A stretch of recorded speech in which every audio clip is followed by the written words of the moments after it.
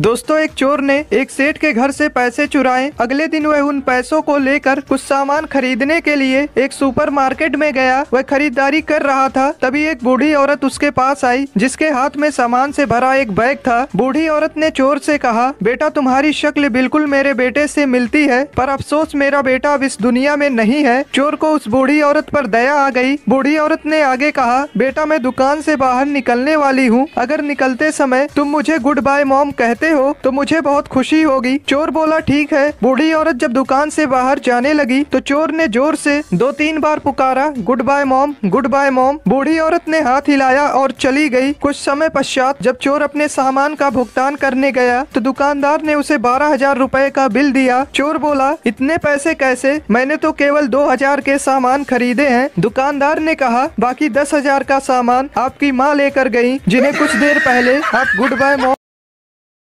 America में जब रात को कुत्ता भौंकता है तो लोगों को लगता है कि शायद उसे भूख लग रही है। जापान में जब कोई रात को कुत्ता भौंकता है तो लोगों को लगता है कि शायद कोई चोर आया है।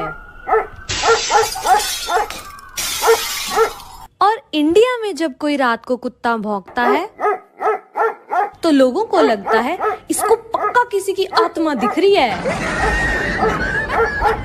रवि एक बहुत ही आलसी छात्र था। परीक्षा के दिन उसने बिना पढ़े स्कूल जाने का फैसला किया। रास्ते में उसने सोचा, अगर भगवान सच में होते तो वो मेरी मदद जरूर करेंगे। परीक्षा हॉल में जाकर उसने उत्तर लिखने के बजाय कॉपी में एक नोट लिख दिया, सर मुझे कुछ नहीं आता, लेकिन अगर आप मुझे पास कर देंगे तो भगवान आपको आशीर्वाद देंगे। अगले दिन रिजल्ट आया। रवि खुश था कि शायद उसकी ट्रिक काम कर गई होगी, लेकिन जब उसने कॉपी देखी तो टीचर ने नीचे लिखा था, बेटा भगवान ने कहा कि मेहनत करो, मैं तुम्हारी कोई मदद नहीं कर सकता।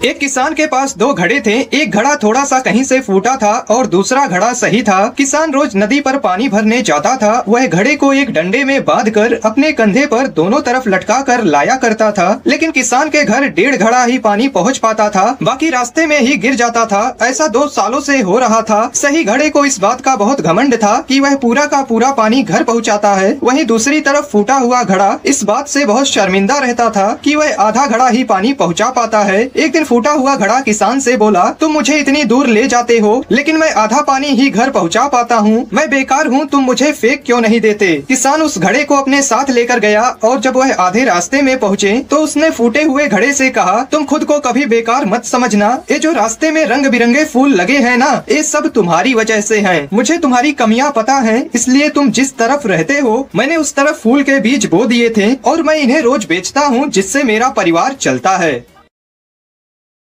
एक बार 2 चोर शहर से चोरी करके जंगल में भाग आते हैं। उनके पीछे पुलिस पड़ी होती है तो वो 2 दिन तक जंगल में ही छुपे रहते हैं। फिर उनमें से एक बोलता है कि यार मुझे तो बहुत भूख लग रही है। तो दूसरा कहता है कि एक काम करते हैं, हम में से एक यहाँ पैसों की देखभाल करेगा और दूसरा शहर जाकर खाना लेकर आएगा। तो उनमें से एक चोर अपना चेहरा ढककर शहर जाता है और खाने का इंतजाम करने लगता है। तो दूसरा दोस्त जंगल में बैठा सोचता है कि इसके आते ही मैं इसे मारकर सारा खाना और पैसा ले लूंगा। और यहाँ शहर में पहला दोस्त सोचता है कि मैं इस खाने में जहर मिलाकर सारा पैसा ले लूंगा। वो खाने में जहर मिलाकर जंगल में आता है, लेकिन वहाँ कोई नहीं होता। वो खाना रखकर पैसा उठाकर भागने लगता है और इतने में ही उसका दूसरा दोस्त उसे पीछे से मार देता है और उसे मारकर जैसे ही वो खाना खाने लगता है वो खुद भी मर जाता है। तो दोस्तों, आपने क्या सीखा कमेंट में जरूर बताना।